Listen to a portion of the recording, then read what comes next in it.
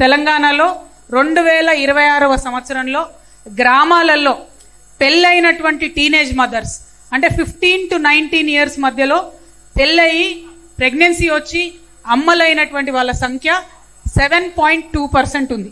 అంటే ప్రభుత్వాలు అన్ని ప్రయత్నం చేసినాయి బాల్య వివాహాలు రద్దు చేద్దామని. అనేక మంది ఇన్సెంటివ్స్ ఇచ్చిండ్రు.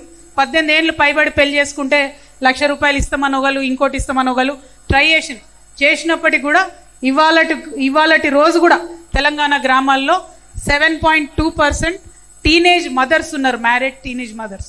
అదేవిధంగా సిటీస్లో హైదరాబాద్ లాంటి city included 2.7% married teenage mothers ఉన్నారు. అంటే మన సొసైటీలో ఆడపిల్ల అంటే దీనికి పెళ్లి చేసి బయటికి పంపిస్తే నా బాధ్యత అయిపోతుంది అనుకునే తల్లిదండ్రులే ఇప్పటికి కూడా మెజారిటీ ఉన్నారనడానికి ఇది ఒక సంకేతం. ఎట్లా మారుతుంది అది? రేపు పొద్దున కల్లా మారుతుంది అంటే మారదు.